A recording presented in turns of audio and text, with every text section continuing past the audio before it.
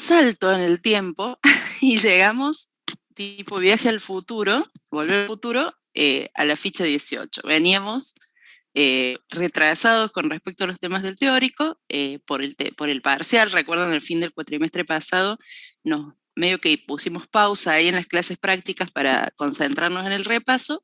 Bueno, ahora las fichas de vectores intermedias son bastante conceptuales y ustedes ya tuvieron sus clases teóricas entre el trimestre pasado y este, así que vamos a ir a registros, ¿no? Entonces, para ponerle el contexto, esta unidad 5, la de arreglos, es la que empezó para ustedes en el teórico antes de las vacaciones, y aquí en el práctico la retomamos recién en la primera clase. Entonces, bueno, la primera vez un poco repasamos en general el tema de arreglos, la semana anterior, cómo se gestionan los arreglos, y hicimos, podrían decirse entre 13, 14 y 15, ¿sí? Algunos ejercicios, genera un ejercicio la semana pasada, un poco de ordenamiento de todo ese tema de vectores de tipo simple, ¿no?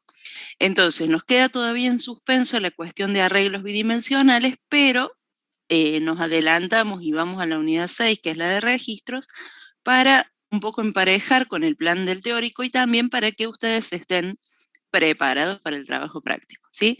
Tengan en cuenta que lo tienen que entregar el martes 31 de agosto, se publicó este sábado. Como les decía recién, tienen que informar los grupos en el foro. Hay un foro especial, por favor no lo pongan en el foro general, no hagan enojar al profe, como les decía recién. Tienen que poner un mensaje nuevo con el título, creo, nuevo grupo, algo así, y en el detalle los integrantes de ese grupo. Volvemos a aclarar que no tienen por qué ser los mismos de los grupos anteriores, del práctico 1 ni del 2, y aun si fueran los mismos, tienen que volver a informarlo para que se les vuelva a asignar un grupo en este trabajo práctico. Bien, a lo nuestro. La ficha 18 registros es larguísima, tiene un montón de ejemplos. Les recomiendo fuertemente tenerla a mano, tipo template, tipo modelo, cuando desarrollen el trabajo práctico, porque tiene creo que tiene 3 o 4 problemas resueltos que prácticamente abarcan todas las cosas que se pueden hacer con un vector de registros, que es el tema principal del trabajo práctico. Así que los ejercicios están muy explicados, ustedes ya los vieron con la profe Karina en la clase teórica, tenganla a mano. Yo de esos títulos elegí los que impactan mayormente en el ejercicio que vamos a ver hoy, y para hacer un mini repaso, porque como ustedes no tuvieron clase teórica el lunes por el feriado, por ahí estaban medio desorientados. Igualmente acuérdense que aún habiendo feriado el lunes, el tema de registro se está cerrando en las clases teóricas de esta semana, así que si les quedó algo y quieren profundizar un poco más, todavía están a tiempo de sumarse a alguna clase antes de que termine la semana y revisarlo un poco más en detalle. A cualquier clase saben que tienen ahí el listado de horarios en la página principal del aula virtual, le eligen un horario cualquiera y se suman. Nadie toma lista ni pregunta qué están haciendo ahí, así que pueden entrar y ponerse un poco más al día. Bueno, ¿de qué se tratan los registros? Un conjunto mutable de valores de distinto tipo. Se define así. Ustedes saben que el mutable significa que de ese conjunto se puede modificar individualmente alguno de ellos, no como sucedía con las cadenas o las tuplas, donde nosotros estábamos obligados a modificar el conjunto entero. En el caso, la diferencia con respecto a lo que hemos visto de arreglos es que cada una de esas partes, primero puede ser de distinto tipo, que hasta ahora veníamos haciendo solamente estructuras donde todos los datos eran del mismo tipo. No es obligación que sean de distinto tipo, pero está permitido, digamos.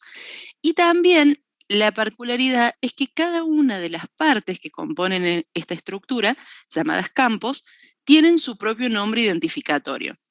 Entonces, no solo no vas a tratar de accederlo por la posición, como hacemos con los arreglos unidimensionales, sino que ahora vamos a poder hacer alusión específica, por ejemplo, en este caso, al legajo del empleado, al sueldo del empleado. Entonces, eso permite organizar la información de otra manera y también integrarla con el concepto de vector, logrando mucha más información toda junta en una variable y siempre mejor organizada. Vamos a verlo con este ejercicio. Está en la guía 18, es el número 8 y se llama Concursos de Administración Pública. Es más largo, yo tomé esta primera parte primero para que nos concentremos en la parte de los registros y después vamos a ir al resto, que es un menú de opciones. Ubíquenlo en la guía si la tienen ahí a mano y si no, les pego ahora en un segundo. Se los dejo pegado en el chat por si no lo tienen a mano. Repito, es el número 8, concurso de administración pública. Y, no, esperen, tengo que pegarlo por separado. Ahí está. Esa que les pego ahí es la primera parte del enunciado, ¿sí? Y vamos a verla juntos. Dice, el gobierno de la provincia de Córdoba debe guardar la información referida a los resultados de los exámenes de concursos por cargos en la administración pública. Si no están habituados a esto, cuando se abre un nuevo cargo público, en cualquiera de las administraciones, se hace una publicación para que se presenten candidatos, se hace un examen también público, se evalúa a cada candidato por puntaje y se le asigna al que obtuvo, lógicamente, mejor puntaje, o si hay varios disponibles, se forma un orden de mérito y se van entregando uno a uno. Ese es un esquema habitual, digamos, en los puestos que son, repito, de interés público, de puestos en el gobierno o relacionados con el gobierno. Por cada resultado del concurso, entonces, se pide guardar el DNI del concursante, su nombre, el cargo para el que se postuló, esto va a ser un código que va del 0 al 19, o sea, hay 20 cargos, y el puntaje obtenido, un valor de 0 a 100 que puede tener decimales. Esta es la primera parte entonces de este ejercicio, y vamos a analizar cómo se tiene que armar este registro, ¿no? Para eso vamos a hacer un proyecto nuevo en PyCharm. Hagan ustedes un proyecto nuevo. Yo, como diría en el Gourmet, lo tengo acá adelantado. No, mentira. Justo me quedó así hecho, así que lo abro desde acá. Total, ustedes ya saben cómo se hace un proyecto nuevo. Y dentro del proyecto van a hacer un módulo que se llama registro, ¿no?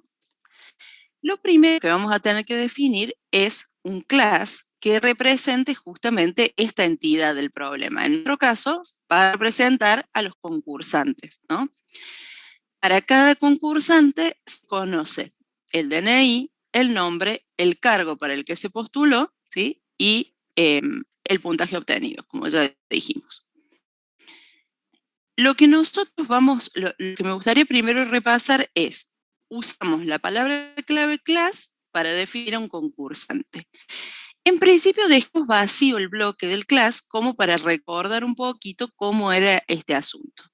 Cuando nosotros definimos un class, empieza a existir para el programa lo que sería un nuevo tipo de dato, ¿no? Ese tipo de dato se crea invocando a lo que se llama la función constructora de este class. ¿Cómo se invoca la función constructora?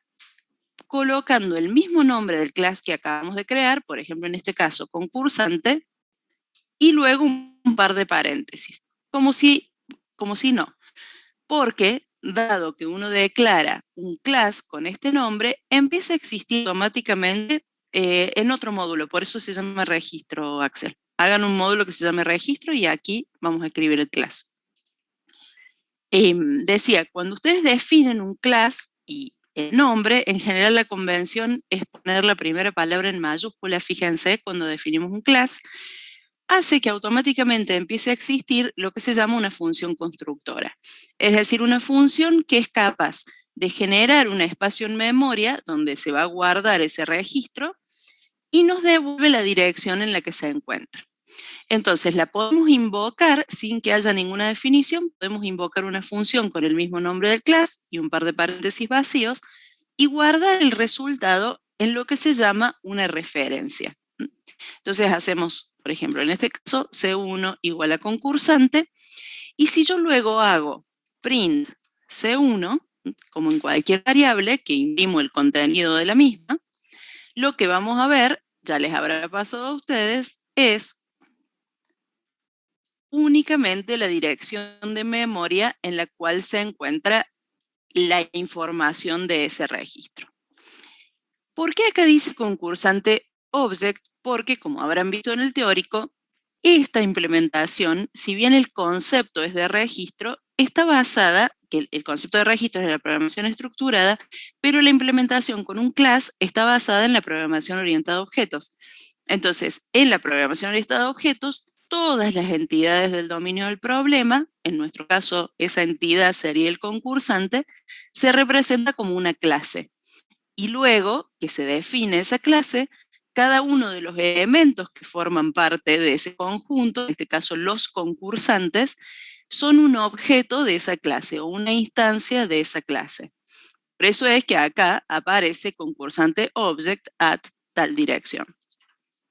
Resumiendo, nosotros vamos a tomar ventaja o vamos a valernos de la implementación del class que trae Python, el class de la metodología orientada a objetos, para resolver la implementación de un registro. El registro es un concepto de la programación estructurada. Sí, Lautaro, la primera es sí con mayúscula. Decía, la programación estructurada tiene el concepto de registro como un conjunto de valores de distinto tipo que se pueden identificar por su nombre. Es la segunda estructura de datos que vemos, la primera fueron los arreglos, la segunda los registros. Bien, con esto entonces armado, vamos a avanzar un poquito más y vamos a ver cómo podemos resolver estas dos situaciones. En una, cómo asignarle campos a esta estructura, este nuevo registro que estamos creando, que son lo que es finalmente el objetivo de esta representación, y por otro lado, cómo hacer que los valores de esos campos aparezcan en la pantalla cuando nosotros hacemos print, porque una vez que implementemos este concurso, no nos va a servir que la información de cada concursante se vea de esta manera. Vamos a querer guardar su nombre, su DNI, su puntaje, etcétera, y también vamos a querer ver qué nombre, DNI y puntaje se le asignó o tiene determinado concursante. Para eso vamos a avanzar un poquitito más y vamos a la creación e inicialización con constructores. Como decía, al definir un class, automáticamente empieza a existir esa función constructora que se llama por defecto. Es decir, la función que automáticamente nos devuelve una dirección en memoria y nada más. Pero es posible modificar la estructura del class para que esa función constructora no solamente nos devuelva una dirección de memoria, sino que también se ocupe de inicializar los campos, de crear los campos y darles valor. Para hacer eso, se debe respetar esta convención. Dentro del class se debe colocar def, como en todas las funciones, y asignarles específicamente este nombre, doble guión bajo, init, doble guión bajo. Este tipo de nombres así con doble guión bajo se los llama en general métodos mágicos porque hacen cosas automáticas, no son tan mágicos porque tenemos que programar nosotros, pero al tener el nombre específico requerido, se comportan o reaccionan automáticamente sin que la invocación sea específica, o sea, como estamos acostumbrados a llamar una función con su nombre, sus parámetros, etc.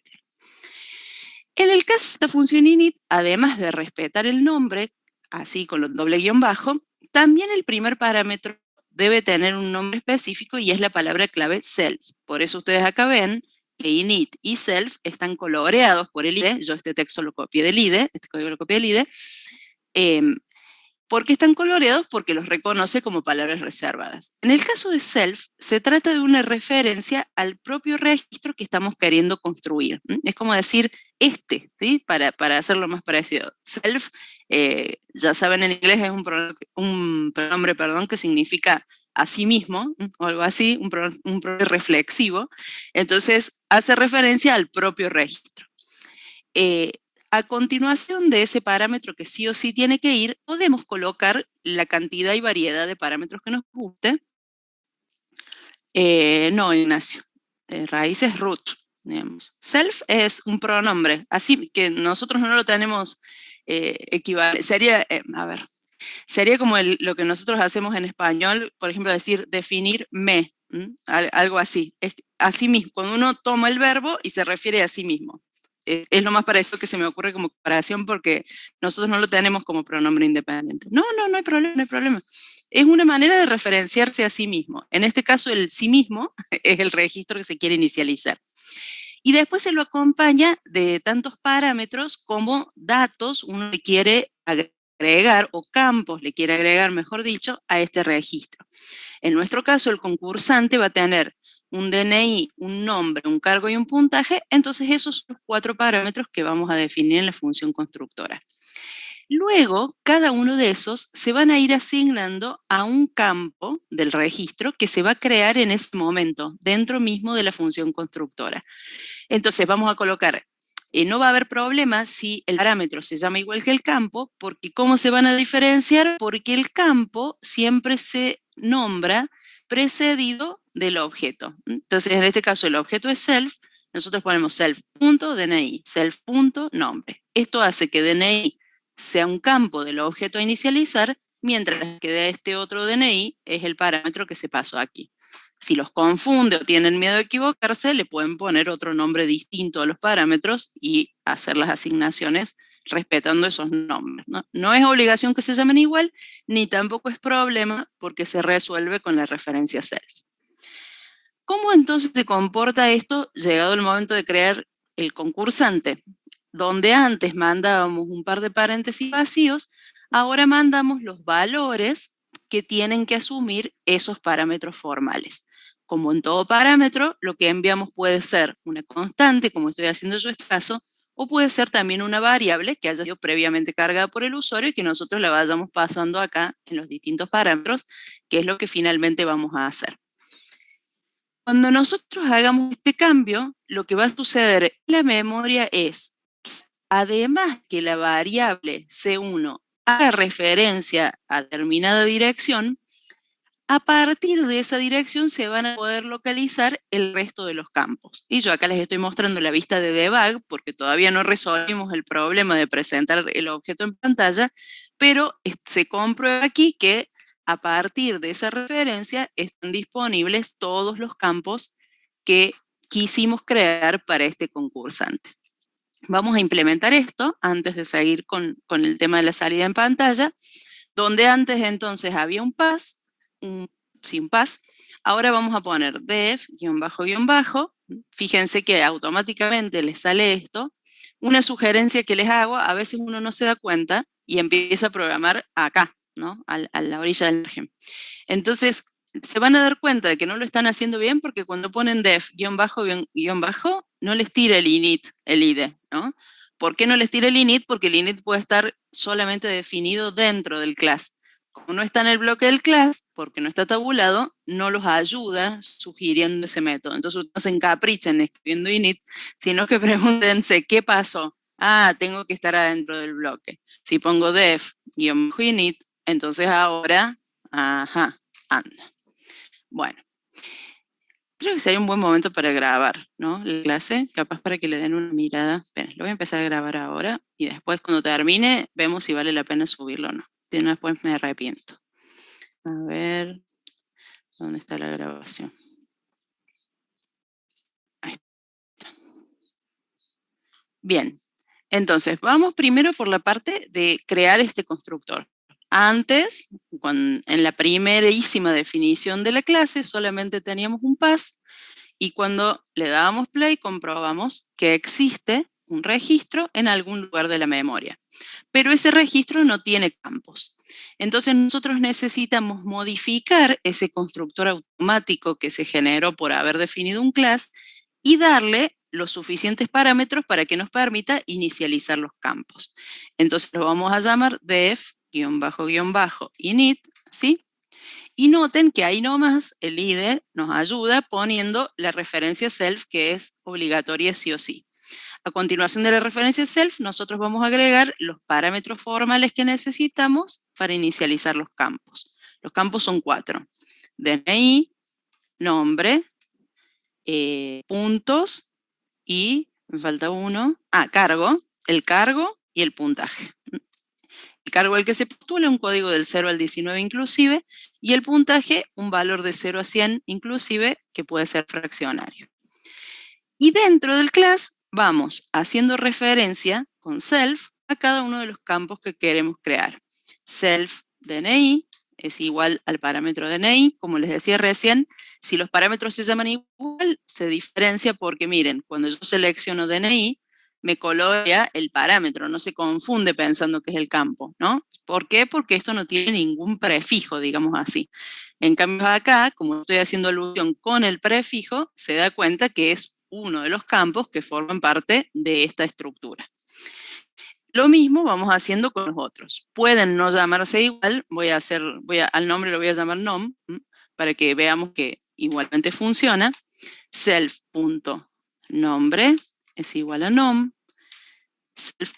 Noten que a medida que yo le voy creando campos, me sugiere, me autocompleta, nuevamente todo esto lo hace el IDE, me sugiere los que ya tengo creados, ¿no? El DNI y el nombre los reconoce como campos de esta estructura, pero los que todavía no existen no los puede adivinar, entonces tenemos que seguir escribiendo cargo, y el último es el puntaje, y le asignamos el parámetro puntaje que se recibió. Si ahora pruebo ejecutar como recién, el resultado que obtengo, me advierte acá que ahora el constructor init, a la invocación del constructor init, le están faltando 4 argumentos y me dice cuáles son. ¿Por qué me hace ese aviso? Porque lógicamente yo acá me quedé invocando a concursante con los paréntesis vacíos. Ahora que existe un init con parámetros, se los tengo que proporcionar. Entonces vamos al ejemplo mismo que teníamos recién. Pongo un DNI cualquiera, pongo un nombre, vamos a poner Lali Espósito, para que concurse con nosotros. Después un cargo cualquiera al que se postula, y por último el puntaje, que puede ser fraccionario. Vamos a poner que sacó, muy genial Lali, se sacó un 87.5. Ahora sí, como decía, si yo ejecuto en este momento el programa, sigo obteniendo el mismo resultado, porque la salida por pantalla del registro sigue siendo la salida automática, la salida por defecto, que consiste en mostrar la dirección donde se encuentra esa referencia, o el valor al cual está referenciando, mejor dicho, la dirección de memoria al cual está referenciando C1. Pero si hago en este punto un debug, si veo lo que está pasando por debajo, voy a poder observar que existe la variable C1, como les mostré en la captura de la presentación, y que dentro de esa variable, si la despliego, están cargados todos los campos. O sea, el registro ya existe, solo que el print no es capaz de mostrar sus campos. Y aquí es el momento donde vamos a resolver ese segundo problema, ¿no? El problema de inicializar los campos lo resolvimos con nuestro método constructor. Y aquí me voy a alejar un poquito de la ficha para proponerles una solución distinta a la que trae la ficha. En la ficha ustedes tienen en este punto, si recuerdan, la posibilidad de crear 2 métodos.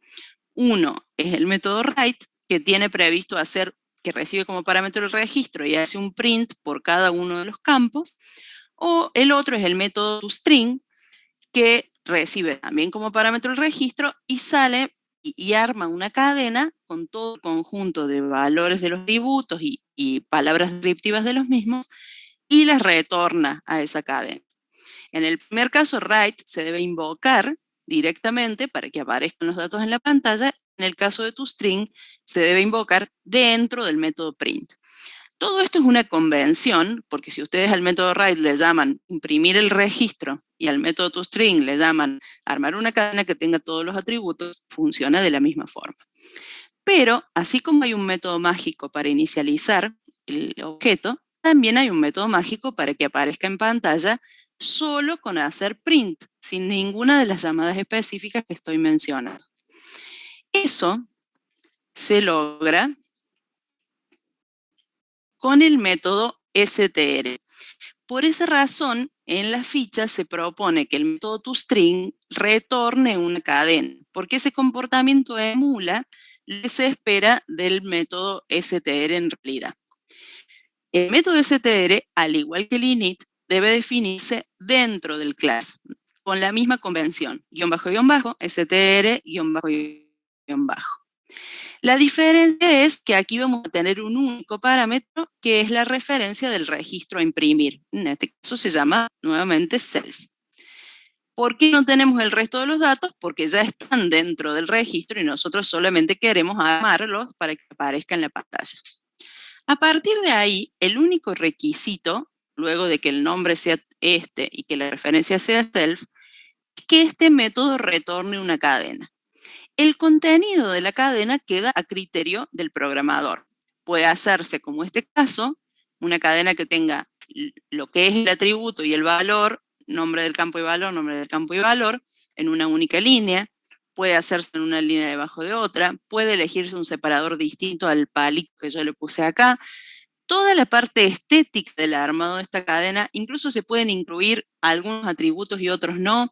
Todo eso queda a criterio del programador. Lo único que se pide es que el método str retorne una cadena descriptiva de ese registro.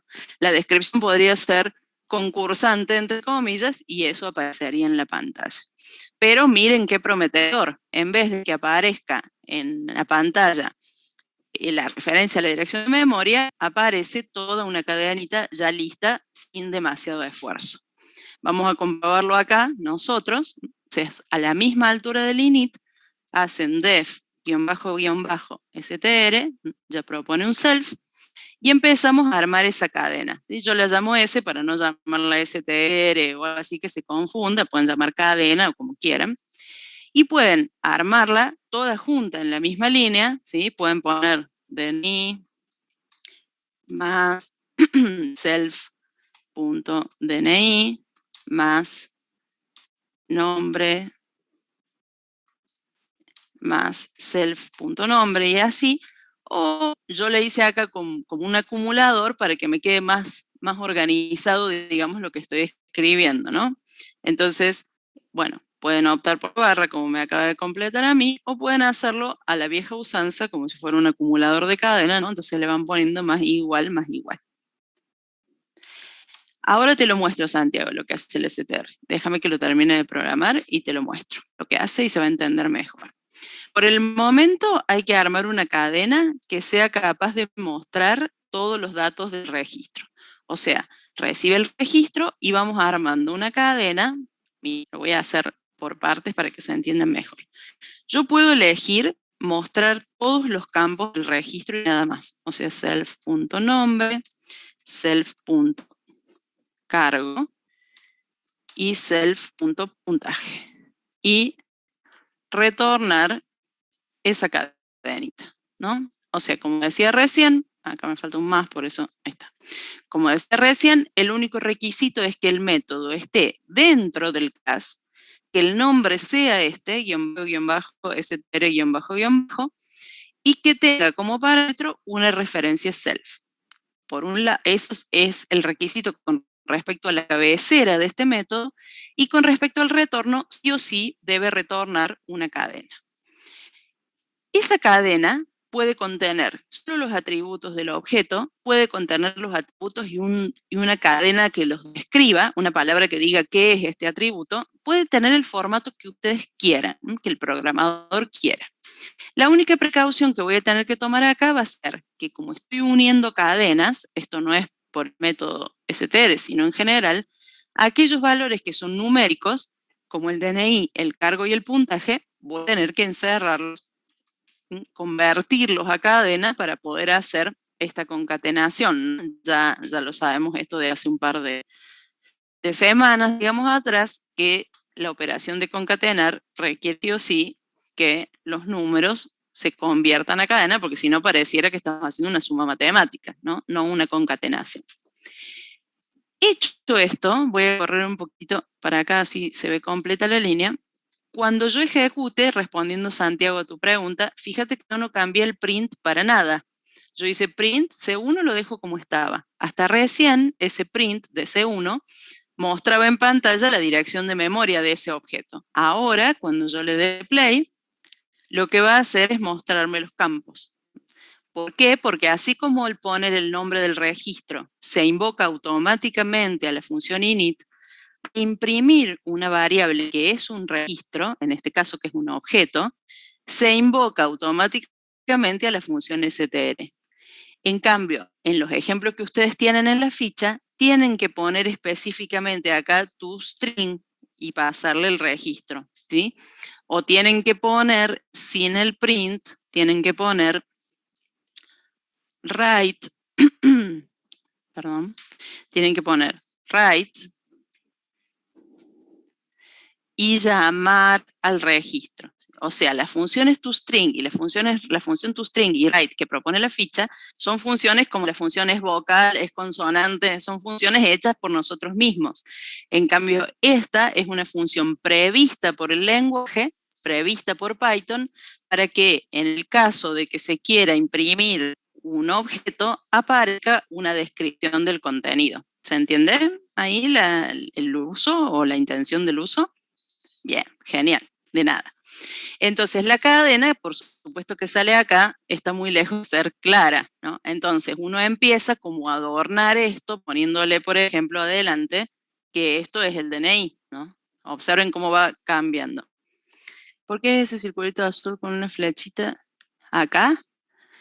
Me parece que es una alusión a la implementación orientada a objetos. El año que viene les respondo, no, en tercero.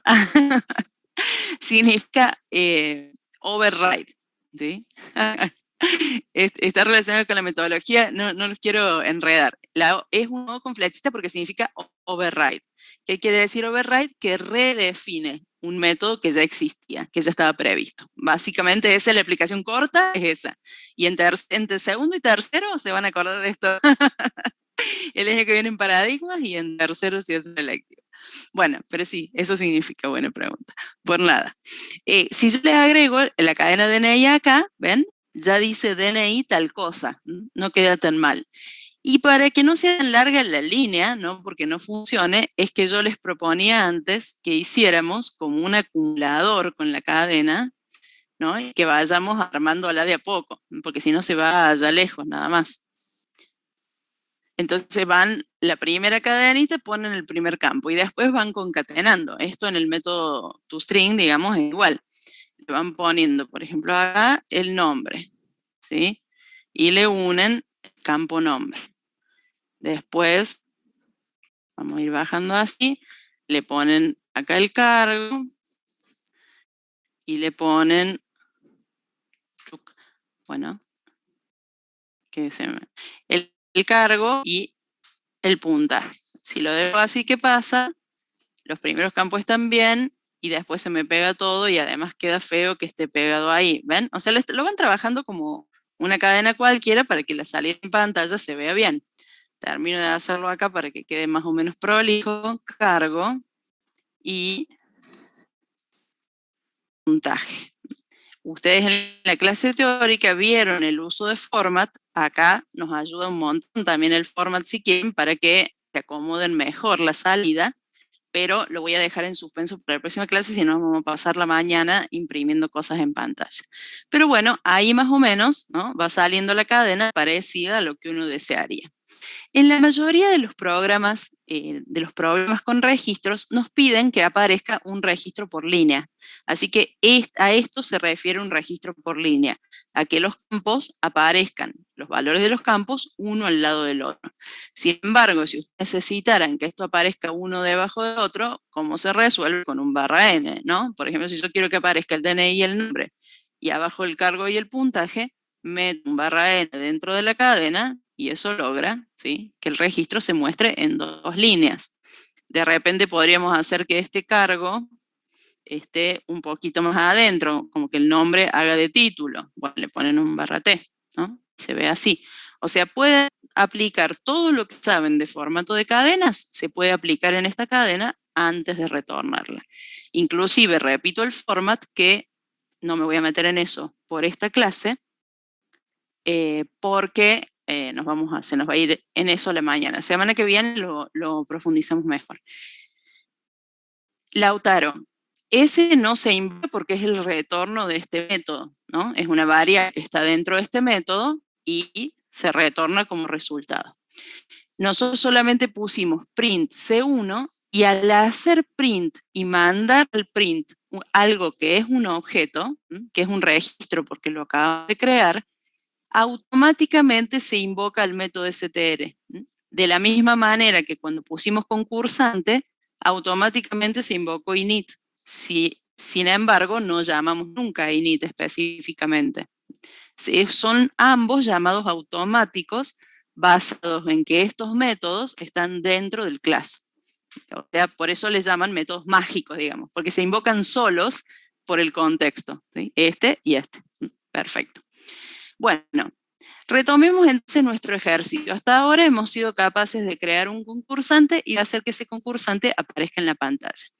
Por supuesto que si a ustedes les queda más claro o entienden mejor el uso de la función write o de la función toString, pueden usarla perfectamente. Esto no es ni mejor ni peor. No tiene Danilo porque el nombre es una cadena, entonces no necesita convertirse a cadena. En cambio los otros son números, mira, ves cuando se los pasé por parámetro eran números, entonces necesitan convertirse. El nombre siempre va a ser una cadena. Perfecto. Bien, retomemos entonces de acá. Tenemos creado el registro y tiene la capacidad de hacer una salida por pantalla. A partir de ahí vamos a ir adelante con el resto del problema. El problema está planteado para que se arme en realidad un vector de concursantes, que nosotros podamos manejar un conjunto de concursantes. Esto implica definir un arreglo de registros en Python. O sea, nosotros hasta ahora sabemos hacer arreglos por un lado, que es un arreglo, una estructura de datos donde cada componente se identifica por el índice y tiene un único nombre. Y por otro lado sabemos hacer registros. ¿Cómo son los registros? Son una variable que es capaz de contener un conjunto de valores también y esos valores se identifican con un nombre. Esos valores llamados campos se identifican con un nombre. Ahora, ¿dónde viene el mix? Nosotros, así como hasta ahora, dentro de los arreglos poníamos números y podíamos hacer alusión a esos números por medio del índice, nada quita, nada nos impide poner dentro de esas celdas registros. El vector es un vector de registros porque cada celda, que antes era una variable simple, se puede convertir en un registro. Entonces, ¿cómo vamos a lograr eso? Cuando nosotros hacíamos un vector de números, asignábamos un valor. Decíamos b sub i es igual a 3. B sub i es igual a input tal cosa, ¿no? Entonces, lo que el usuario ingresaba se guardaba directamente en la celda. Ahora va a haber que hacer un poquitito más de trabajo porque cada una de estas celdas, para que se pueda convertir en un registro, vamos a tener que invocar a la función constructora, no directamente asignar el valor, sino invocar a la función constructora, para terminar logrando algo como esto, que dentro del arreglo, en cada componente haya una referencia y que esa referencia esté ligada a un objeto barra registro que ya esté creado en la memoria. Una vez que hayamos logrado armar esa estructura, vamos a poder interactuar exactamente como hicimos hasta ahora con los vectores. Vamos a poder recorrerla, buscar un valor determinado, ordenar, sumar, promediar. Todo lo que hemos hecho hasta ahora con vectores de tipo simple se puede hacer perfectamente con un vector de registros, poniendo un poquito de atención a la manera en que se interactúa con las componentes. Pero para eso estamos aquí, para aprender cómo se hace. El programa entonces pide a continuación, ¿sí? Yo lo resumí acá para que sea más visible, pide a continuación desarrollar un programa en Python controlado por un menú de opciones que permite lo siguiente. Primera opción, cargar el arreglo pedido con los datos de los n resultados, validar que el código del cargo se encuentre entre 0 y 19. O sea, tenemos que hacer en la opción 1 la carga de un vector de concursantes. Vamos a por ello. Voy a dejar acá a mano, les voy a copiar ese fragmento en el chat, por si no lo tienen a la vista en este momento. O tal vez no, porque no se copió. A ver, un segundito. Bueno, capaz que no lo voy a copiar. Fíjate si concatenaste, Santiago. Capaz que no hiciste más igual acá. y pisaste y te quedó el último contenido de la cadena. Ah, bueno, no se copia, chicos. ¿Cómo les explico que no se copia? A ver, paren, voy a ver si lo puedo hacer con el Notepad. Y si no, total, lo tienen ahí en pantalla y me van siguiendo. O lo tienen en la guía, por supuesto. A ver si me dejan el Notepad. Bueno, el Notepad me deja. A ver si ahora lo puedo pasar al chat. No, capaz que es muy grande o algo. Bueno, voy a poner esta parte, que es la primera. Ahí está, ¿ves? Sí, bueno. Sí, es por el tamaño. Ahí está. Lo dejo acá a mano, después seguimos con el que sigue. Eso que copio es la opción 1, ¿no? Cargar el arreglo pedido con los datos de los n resultados, validar que el código de cargo se encuentre entre 0 y 19. Bueno, a trabajar. Nuestras pruebitas dieron resultados, así que las vamos a borrar de acá para que este módulo registro quede limpio con el init y con el str. Y vamos a otro módulo que sea el concurso en sí. Siempre es recomendable hacer el registro en un módulo aparte. Y ustedes tienen que hacer eso mismo. En el trabajo práctico no se pide específicamente, pero lo tienen que hacer. Van a ver en la tabla de calificación esa que compra el trabajo práctico que hay un ítem que revisa si lo hicieron en módulos diferentes. Así que háganlo así. Hagan un módulo para el registro y otro para el resto del proceso.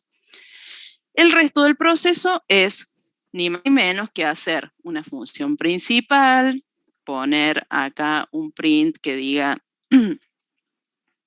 sistema de concursos, ¿sí? O algo así, y después empezar a mostrar las distintas opciones del menú. Primera opción del menú va a ser 1, cargar, ¿no? Esto, como va a ser un menú, tiene que quedar dentro de un ciclo, ¿se acuerdan? Pongo el ciclo con un valor cualquiera para asegurarme de que se cumpla la primera vez, mientras la opción sea distinta de salir, que como siempre les digo, yo elijo 0 para que no haya confusiones. Y para no estar enumerando, sacar la cuenta de cuánto vale el salir, le pongo 0 directamente. Y, por supuesto, no me olvido, además de la opción de cargar, de la opción ni más ni menos que de salir, para que el usuario pueda salir. Y a continuación le digo que elija la opción que quiere ejecutar, ¿no? Entonces acá le digo int input, elija su opción.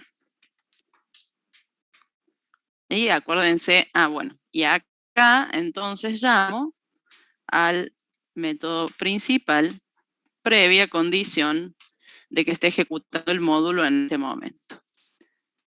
¿Sí? Bien, perfecto. Podemos hacerlo de esta manera. Estaba pensando que aquí en el registro, lástima que le borré, porque le podríamos haber puesto if main. Bueno, no, los voy a confundir. No dije nada. Volvamos. No es print, sino principal. Me autocompleto. No me di cuenta, disculpen. Sí, principal.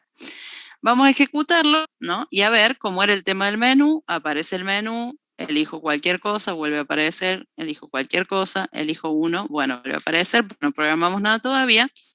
Y si elijo salir, sale. Casi siempre conviene hacer una pequeña separación en cada ejecución del menú. Por ahí le hacemos líneas, por ahí mínimamente dejamos un renglón delante de cada título. ¿Sí? Entonces aparece el sistema de concursos y por lo menos se nota una separación en cada una de las ejecuciones. Si no, también pueden hacer una línea, repetir guiones o tal como hacíamos. Ya lo hemos visto varias veces a eso. Elijo la opción de salir y vamos a ocuparnos de la carga. Si el usuario elige la opción 1, quiere decir que está queriendo cargar su vector. Para cargar el vector, lo primero que necesitamos saber es qué tamaño tiene ese vector. Entonces, se lo vamos a preguntar. Le vamos a decir n es igual a input, int input. No, acá lo tengo que validar porque esto puede ser negativo. Entonces vamos a poner validar mayor que, tamaño sea 0, y acá lo vamos a hacer con un mensaje. Ingrese cantidad de concursantes. La función que valida ya se la saben de memoria, así que la pueden ir haciendo solos sin mirar lo que yo hago. Ponemos límite inferior y un mensaje, y vamos a ingresando int input, ahora sí, ese mensaje, mientras el número sea menor o igual que el límite que le acabamos de proponer, ponemos un mensaje de error, aclaramos cuál es el error, debe ser mayor que, y le pasamos el límite inferior acá para no estar concatenando, y luego copiamos el ingreso. Hay distintas estrategias, en la ficha habitualmente se plantea esto con do while, lo habrán visto. Todo esto es igualmente válido y consiste simplemente en lograr que el usuario cargue un número mayor que 0. Con ese tamaño, nosotros vamos a definir el vector, como hacemos siempre. Vamos a poner un vector B que tenga un conjunto, o sea, que tenga una celda, mejor dicho, multiplicada por ese tamaño n. Eso lo hacíamos hasta ahora con los vectores numéricos. Entre los corchetes colocamos un 0, porque había 0, tantos ceros como indicaba n. Ahora, eso lo hacíamos porque el valor por defecto para un número es el 0, pero si vamos a tener registros, entonces ponemos none entre los corchetes.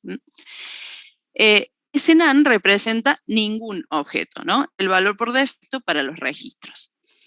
Y ahí empieza a existir el vector. Vamos a hacer acá una pequeña prueba de hacer una impresión de ese vector solo para asegurarnos de que existe. Entonces voy a ejecutar esa opción. Voy a decir que quiero cargar. ¿Cuántos concursantes van a ser? No sé, 5. Y ahí compruebo que tengo un vector con 5 nans. Este vector con 5 nans es la primera parte de crear el vector. Ahora tengo que hacer que cada uno de esos nan se convierta en un registro. Bien, para hacer eso necesito llamar a una función que se llame, la redundancia, invocar a una función que se llame cargar vector. A esa función le voy a pasar como parámetro el vector. Hasta ahora esta parte es exactamente igual a la carga de un vector de números. Así lo hacíamos. Lo inicializábamos, bueno, era con ceros en vez de con nanes, y después llamábamos a la función que lo carga. ¿Qué hacía la función que lo carga? Recorría ese vector, ¿sí? For y in range del len de este vector, y para cada elemento decía b sub i es igual, por ejemplo, a int input un número, ¿no? Y con eso se iba en cada una de las celdas cargando un número que el usuario ingrese por teclado. ¿Está bien? Hasta ahí eso no es novedad. ¿Qué tiene que cambiar ahora? En vez de hacer esto, hay que llamar a una función constructora. En nuestro caso, nosotros tenemos que llamar a la función concursante, pero no está. ¿Por qué no está? Porque el registro está definido en el otro módulo. Entonces, hay que importarlo. From registro, import, asterisco, si no quieren estar haciendo alusión al método, al módulo, y si no, le ponen registro.la, ¿no? Como hacen con random. Ahora sí está disponible el método concursante, que viene del módulo registro. Elijo el método concursante y esto debería bastar para que yo tenga en cada una de las celdas un registro, no un valor vacío, no un none, sino un registro. Ahora, cuando quiera ejecutar esto y cargue, esa introducción siempre sugiere que no va a andar, ¿no? 3 concursantes, ¿sí? Se rompe todo. ¿Por qué? Porque me dice que el constructor concursante requiere 4 parámetros. Lo mismo que me pasó recién cuando quise invocarlo en el ejemplito chiquito que hicimos. Esos 4 parámetros son el DNI, el nombre, el cargo y el puntaje. Por supuesto que no puedo hacer como hice recién con Harry Potter y clavarle acá los datos, porque si hago eso, todos los elementos del vector van a tener el mismo registro. Lo que necesito es que el usuario pueda ingresar por teclado los valores de esos parámetros. Entonces, previa a la llamada al constructor, voy a pedirle al usuario que me proporcione esos 4 datos que constituyen los campos del registro. Entonces voy a decir, DNI es igual a input, ingrese, DNI. Le voy a poner DNI, así nomás. DNI, tal cosa, y lo voy a guardar en esa variable. Lo voy a convertir a número solamente porque lo estamos concatenando ahí, pero el DNI también puede ser una cadena si uno quiere ponerle algún separador o algo por el estilo. Después viene el nombre. En el nombre vamos a hacer un input así nomás. Nombre. Pueden poner índice el nombre del concursante. Yo lo estoy haciendo cortito para que vayamos más rápido.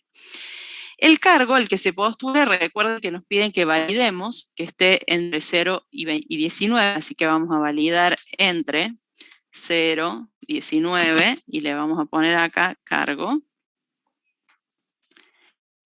Ya vamos a resolverlo de validar.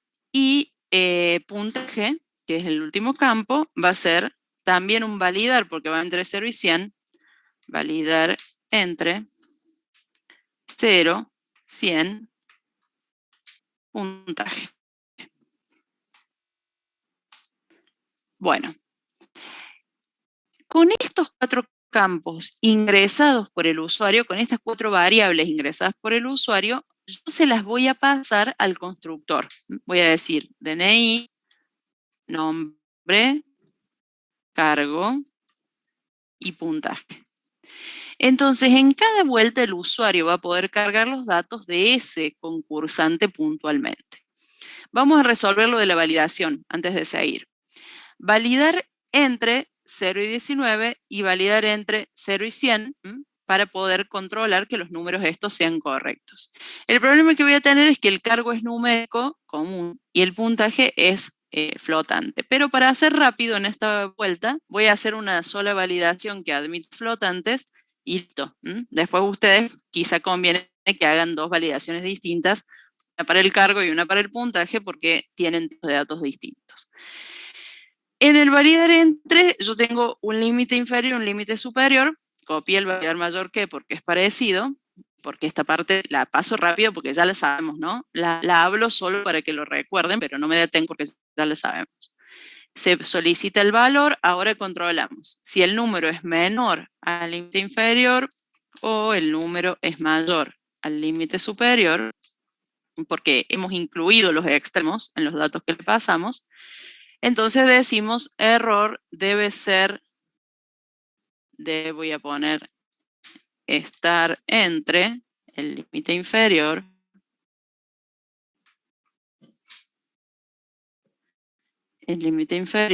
y el límite superior. Armo un mensaje de aclaración, bla, ¿no? Y entonces acá, esta se va a llamar validar entre, con razón, no la reconocía, y ahí nos tiene que permitir cargar los datos. ¿Cómo vamos a suceder ahora la carga? Cuando yo ejecute y elija la opción 1, que es la de cargar, va a pedir cuántos concursantes. Voy a poner poquitos porque ya van a ver el tiempo que lleva. 2 concursantes. DNI, tal. Nombre, 1. Cargo, se postula el cargo 111. Ah, no, en 0 y 19, bueno, 11. Y el puntaje se sacó 98.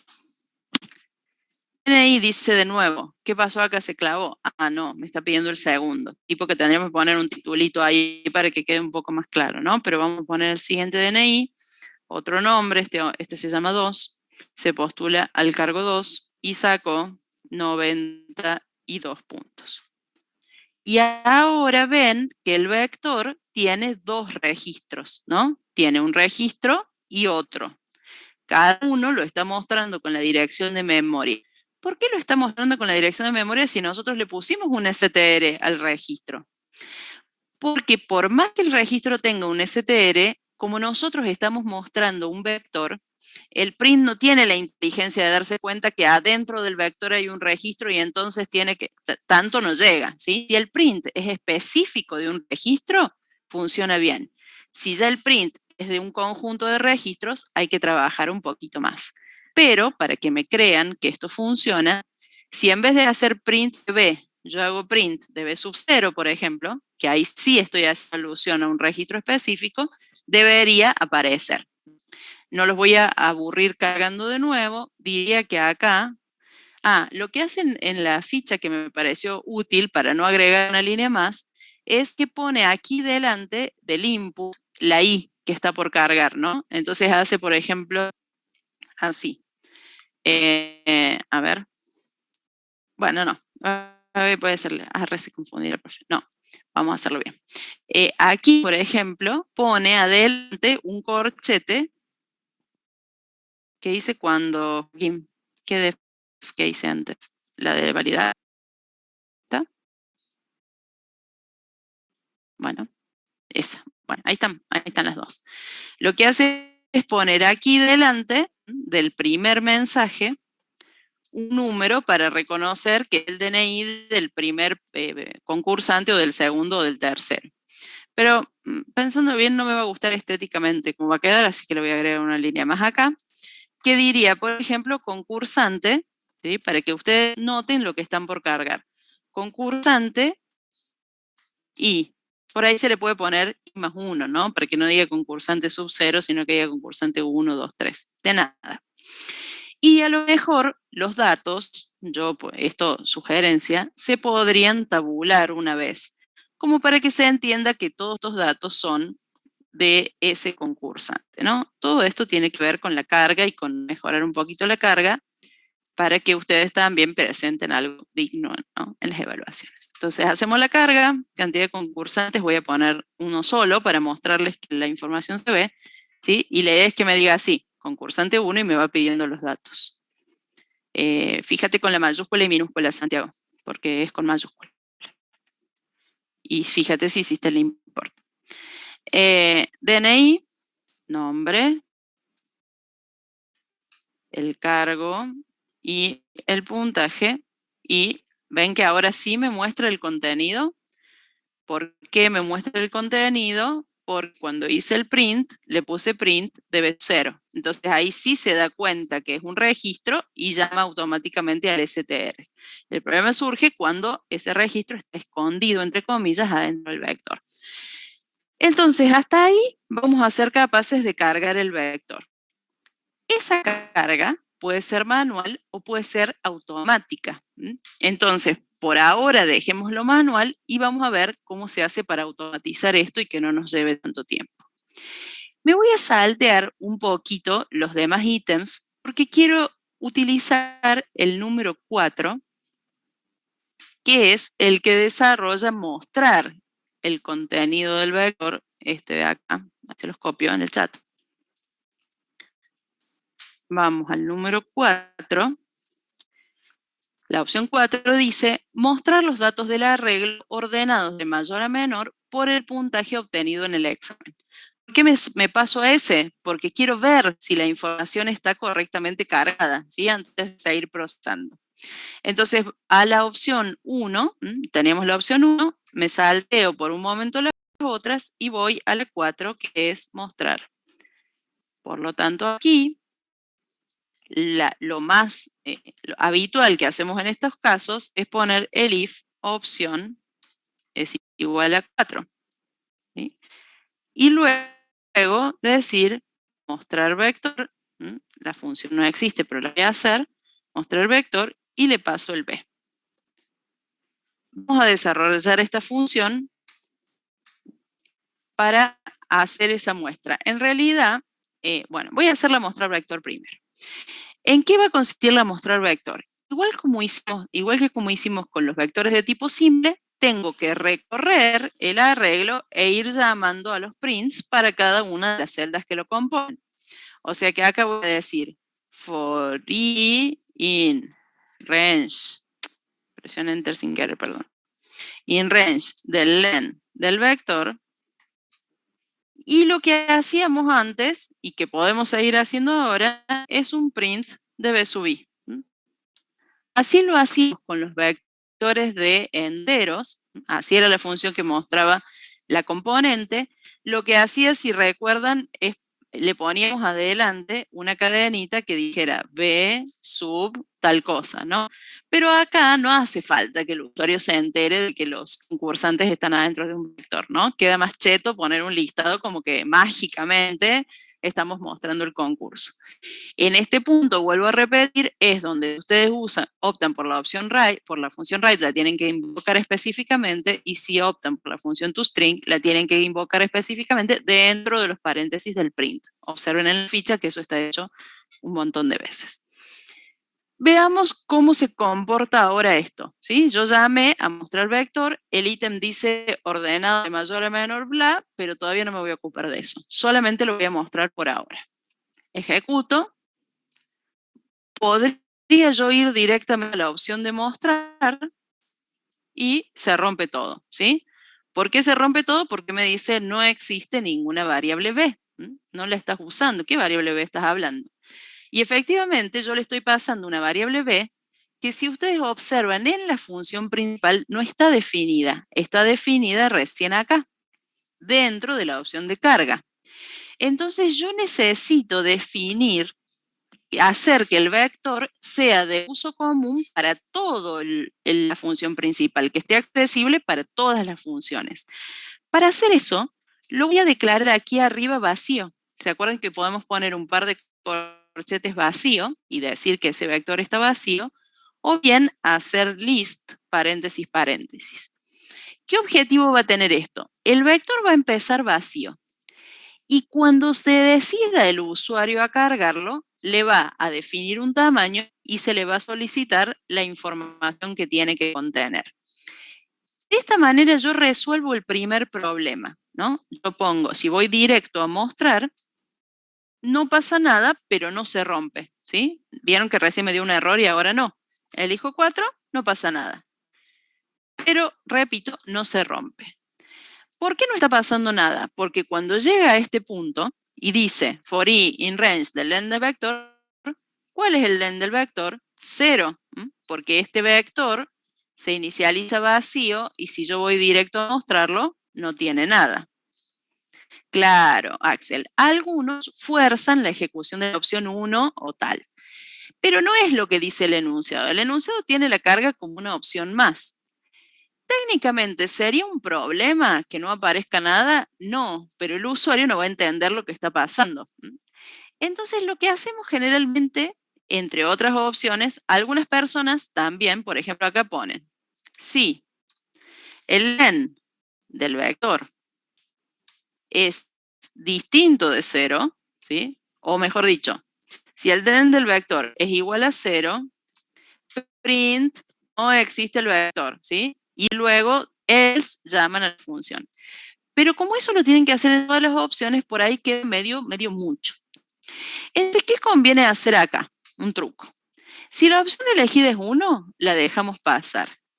En caso contrario, ¿sí? En caso contrario, preguntamos si el vector está cargado. ¿Cómo hacemos eso? Decimos, si la longitud, o mejor lo voy a hacer con else para que se entienda mejor. Si no, si la opción es cualquiera de las otras, si la opción 1, lo dejo cargar. Si la opción es cualquiera de los otros, primero controlo que esté cargado el vector, ¿sí? Si la longitud del vector es igual a 0, ¿sí? Si el vector sigue vacío, print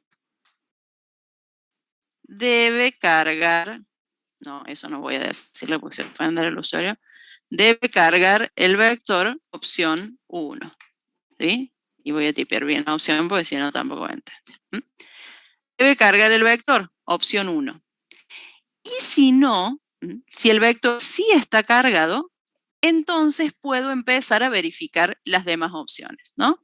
Si la opción es 1, lo dejo cargar. Si no, controlo antes que nada. Algunos prefieren poner acá, por ejemplo, break. Le dicen eso al usuario y salen del ciclo. Pero no es necesario porque con las condiciones lo están controlando. Si la longitud de B es igual a 0, entra por acá y listo. Y si no, recién ahí empieza a validar las demás opciones. Vamos a comprobar que esto funciona bien. Cuando yo pongo mostrar, me dice, debe cargar el vector y me vuelve a ofrecer el menú, ¿sí? Debe cargar el vector y todos felices. Y si no, salgo y tal. Bueno, pero quiero cargar el vector a todo esto, che, me olvidé. Voy a cargar el vector, ahora me deja cargar cantidad de concursantes, voy a poner 2 para que tengamos cierta información. Voy a poner un concursante. Vieron que mis concursantes se toman en serio su nombre. Si se llaman 3, hacen todo con 3, ¿no? No sé si lo notaron, muy importante. Oh, hice mal algo, perdón. Ah, no, dice invalid literal, validar entre... Me olvidé de una cosa, perdonen. Corríjanlo. Acuérdense que dijimos que esta función iba a admitir float, porque el puntaje tiene que ser decimal. La función validar entre tiene que admitir float. Esta se podría llamar validar puntaje y la otra validar cargo, pero yo quise reciclar la validar entre, entonces tengo que hacerlo float para que funcione para ambos. Vuelvo, me había olvidado de eso. Vamos a la carga otra vez. Cantidad de concursantes, vamos a poner 3 concursantes. No, ¿cuántos dije? 2. DNI, venía con mi muchacho 3, que se postula el cargo 3 y que sacó 33 puntos. Después viene el otro, que se llama 4.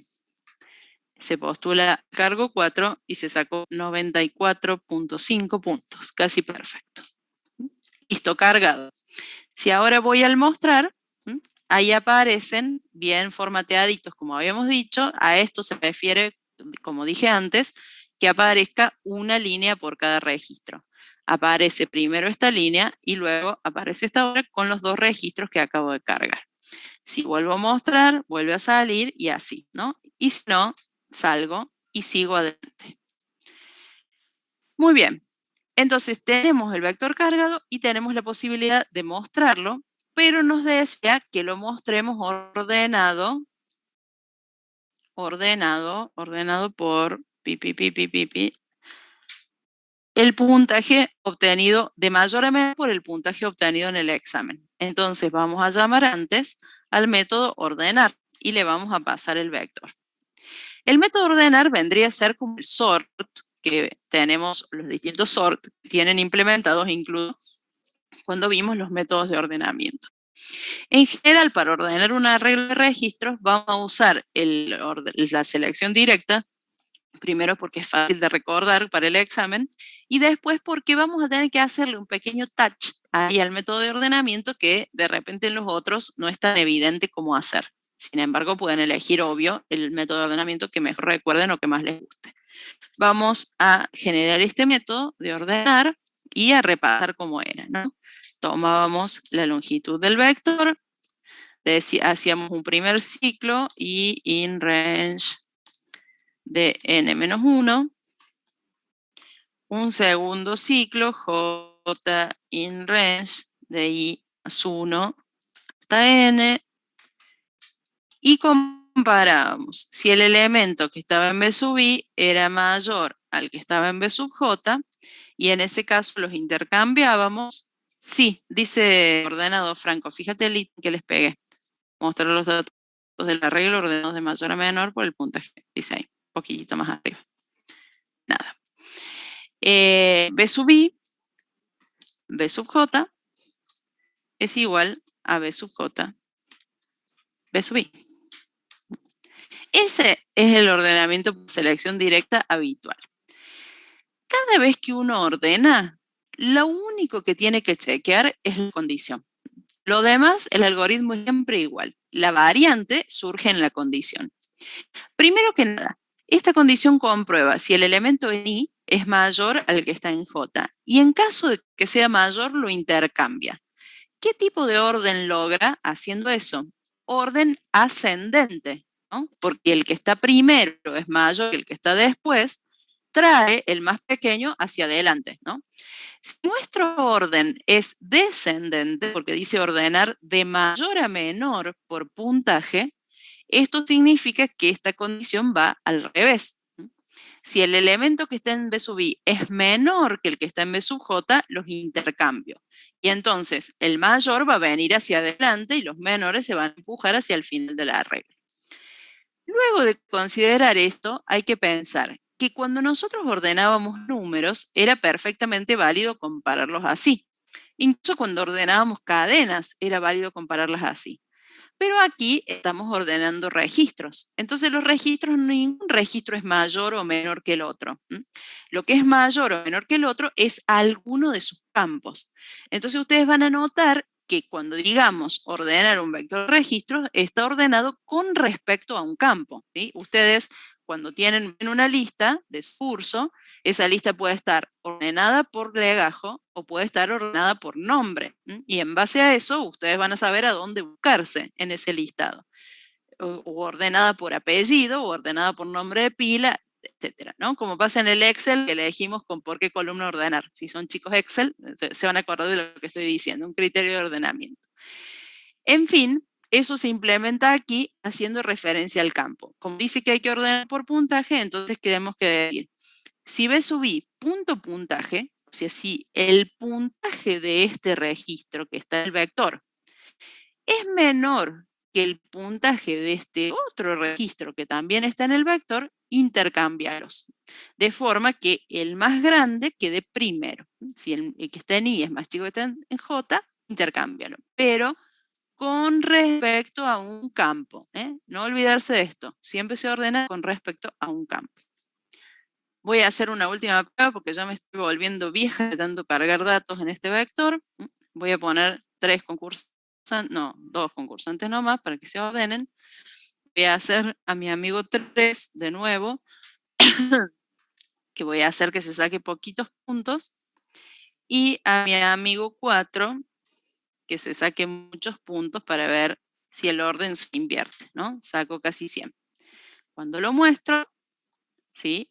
El 4 aparece primero y el 3 después. ¿Por qué? Porque tienen más puntaje. O sea, esto está ordenado con respecto al puntaje. Bueno, para cerrar esta primera parte, vamos al último temita que está aquí previsto en la ficha y la semana que viene vamos a arrancar desde acá, ¿sí? Porque este ejercicio con tanta explicación no me dejo terminar. No lo puedo terminar, digamos, en una sola clase, pero la clase que viene retomamos con las demás opciones. Esto aquí. Última cosa que nos queda para ver, la generación aleatoria, entre comillas, automática. ¿Por qué está entre comillas automática? Porque no es tan automática ya que la vamos a tener que programar, ¿no? Pero sí va a ser una carga aleatoria, basada en valores aleatorios. Me encanta que la ficha siempre arranca afirmando algo. Por ejemplo, es obvio darse cuenta de que tal cosa y vos decís, la verdad que no es nada obvio porque no me había ocurrido. Pero en este caso, sí concuerdo con la ficha.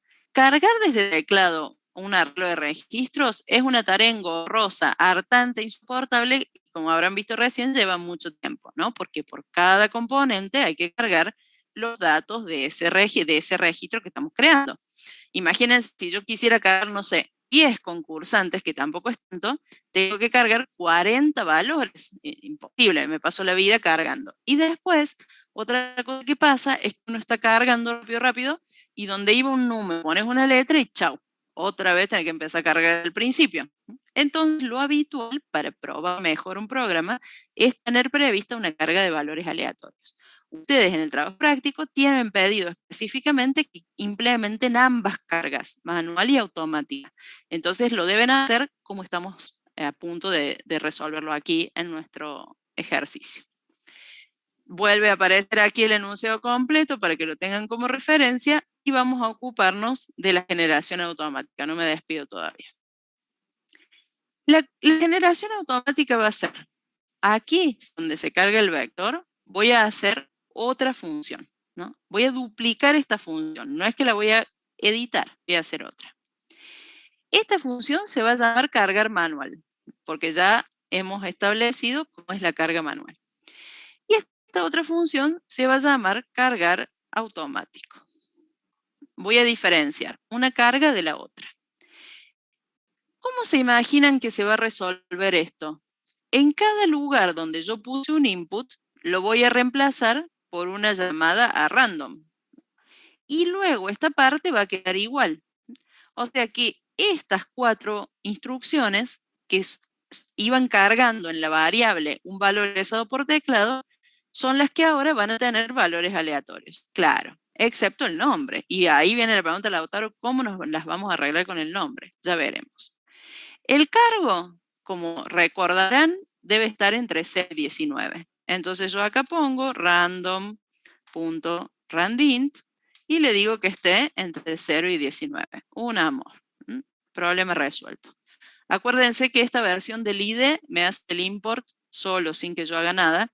Si a ustedes no les autocompleta es porque tienen que especificar import random arriba para que esté el módulo de valores aleatorios. Lo mismo va a pasar con el puntaje, que es un valor entre 0 y 100, pero es un valor flotante, un valor con parte decimal. Entonces este, que no lo habíamos nombrado nunca, pero lo podemos hacer ahora, pueden poner random.uniform y ahí se obtiene un conjunto de valores, pero con parte decimal. Random.uniform en vez de int o range. Después tenemos el DNI y el nombre. El DNI es un número, ¿sí? Entonces podemos hacer también un random.randint. Lo que sí yo haría es partir de un número grande, ¿no? Porque el DNI 4, 3 no es creíble. Entonces vamos a poner, por ejemplo, que empiece del 1, 1, 1, 2, 3, 1, 2, 3, ¿sí? O sea que empiece por tener 8 unos y que termine en 8 9. 3, 1, 2, 3. Para que se parezca más a un DNI. Y ahora viene la parte del nombre. La parte del nombre requiere un poquito más de creatividad. En la ficha 18 está explicado, por ejemplo, cómo generar patentes aleatorias de una manera muy interesante, aunque antigua, porque genera patentes del formato anterior. El camino más corto para generar un nombre aleatorio, aunque aburridísimo, es el siguiente. Poner una cadena, por ejemplo, nombre, o para que no sea nombre tan feo le podemos poner concursante, así nomás. Obviamente que esto de aleatorio no tiene nada porque todos los nombres se van a llamar concursantes. Sin embargo, para lograr que todos los nombres sean distintos, le puedo unir aquí el valor de i. Entonces, para cada vuelta de i, el nombre se va a convertir en concursante 1, concursante 2, concursante 3, y por lo menos va a ser horrible, pero van a ser distintos. Y vamos a verlo enseguida. ¿Cómo voy a lograr esto? ¿Cómo voy a probar esto? Ahora se está quejando mi programa de que la función cargar vector no existe más, porque acuerdan, hice un cargar automático y un cargar manual. Entonces aquí, en vez de llamar de una a una de las cargas, le voy a preguntar al usuario qué carga quiere. Le voy a decir, carga es igual a input. Y acá le pueden decir 0 o 1, lo pueden preguntar como quieran. A mí me gusta hacerlo como eran los sistemas antes, donde te ponía una letra para elegir, ¿no? Cuando te destacaba así una letra, quería decir que con esa letra elegías. Decía carga manual o automática. Entonces ahí el usuario elegía EMA y sabía que estaba pidiendo carga manual o carga automática. Si el resultado de ese input es una A, es una M, perdón, entonces el usuario está pidiendo carga manual. Lógicamente que el usuario en este momento puede cargar una J, una A, un número, cualquier estupidez, y como yo no me voy a poner a validar si él quiso tal, si no elige específicamente manual, le voy a llamar a la carga automática y que se joda. Si pone una J, una X, cualquier cosa que no sea la M, ya la carga automática y adiós. Entonces le pueden poner carga manual u otro valor automático, no sé. Yo aplico la dictadura esta y si no ponen manual a propósito, sale la carga automática. El cambio va a ser aquí. Cuando yo diga cargar, cantidad de concursantes, me voy a hacer la loca, voy a poner 10, total no los tengo que cargar. Y me pregunta, ¿carga manual o automática? automática, le digo, y se rompe todo. ¿Por qué? Porque la llamé mal. ¿Por qué no me dicen? ¿Ven que me olvidé de poner el vector acá? Ay, ¿para qué los tengo?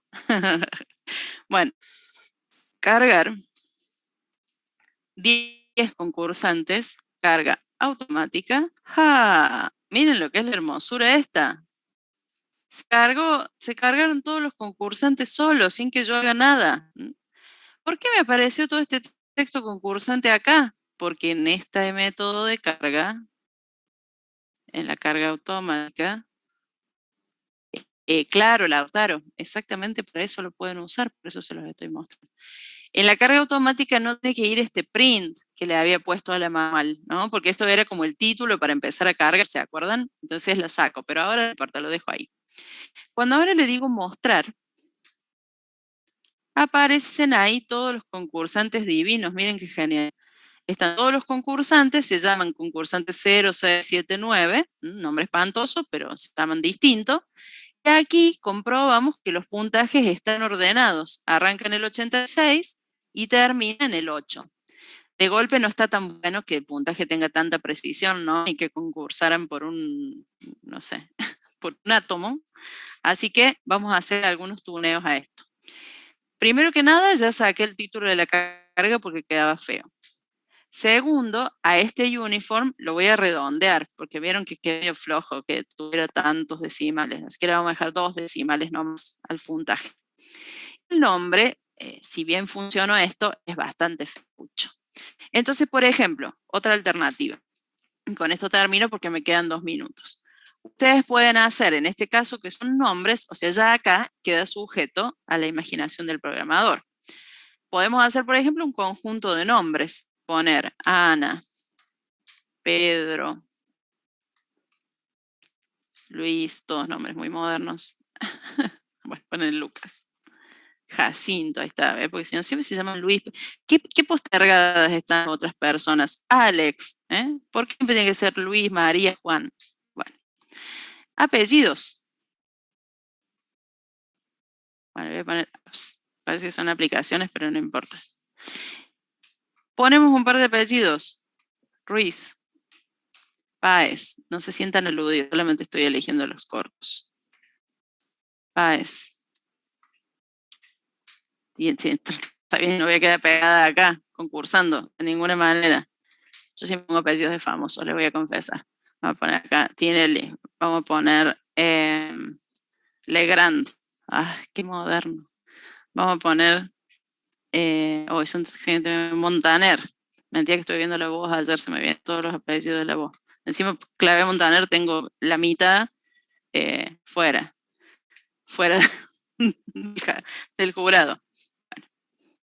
No, voy a ponerme Messi. No me voy a poner acá, no quiero concursar en la administración pública. Messi necesita plata, parece. Así que. Bueno, y entonces, como tienen un conjunto de nombres y de apellidos, ¿cómo arman el nombre del concursante? Con choice. Le hacen random.choice entre el conjunto de nombres, más random.choice entre el concurso de apellidos. Le voy a poner apellidos a esto porque se van a olvidar lo que estaba haciendo. Refactor, rename, apellidos. Bueno, y a este lo mismo. Porque son así, a ustedes no les gusta que tengan, de hecho, la culpa a los alumnos de su obsesión. Bueno, y en el medio, para que no se llame Ana Messi todo junto, le ponen un separador. Entonces así tienen toda una posible familia. Vamos a cargar, claro, vamos a cargar, no sé, de nuevo, 10 concursantes con carga automática y listo. Ahora no apareció nada de tipo que tendría que decir vector cargado o algo así para que quede mejor. Y luego cuando lo muestran, y con esto termino, chachán, chachán, acá tenemos, miren, Lucas Montaner se postuló 2 veces, lo mismo que Pedro Montaner. Y el puntaje quedó redondeado y quedó ordenadito. No me tocó un Jacinto Messi a mí, Franco, pero Franco podríamos haber puesto, mira, es cortito. Tu nombre y tu apellido es cortito, lo podemos usar. Bueno, en fin, se entendió, ¿no? se imaginarán que cargar a mano 10 concursantes es absolutamente imposible. La carga manual siempre se deja para poder cargar uno, aunque sea, y probar, ¿no? O uno o dos, como hice recién, para cargar valores específicos y asegurarse de que el programa está funcionando, pero ya cuando queremos ordenar, claro, ya cuando queremos ordenar o hacer algo más complicado, sí o sí apelamos a la carga automática porque es un garrón para cargar todo. Bueno, para que quede divinamente terminado, faltaría, como únicamente, como les digo acá, que cuando uno elige la carga automática, ya que no te va mostrando lo que carga, de repente acá al final podría decir vector cargado, ¿no? Algo para que el usuario sepa que la carga terminó. O de repente en cada vuelta puede decir, como recién, cargo concursante 1, 2, 3, hasta que se entienda que terminó. Pero es medio plomo. Sí, sí, lo voy a pegar acá al código Anael. Lo voy a pegar acá en la presentación y entonces después, pero necesitamos para empezar de nuevo la próxima. Bueno, capaz que lo pongo en la guía. Bueno, me queda un minutito acá, se lo subo ya mismo a la guía, así saben dónde está. Miren, voy a venir a la guía está en la semana, está la del 8. El video lo voy a subir a mi canal, pero les dejo acá en la guía, así ven.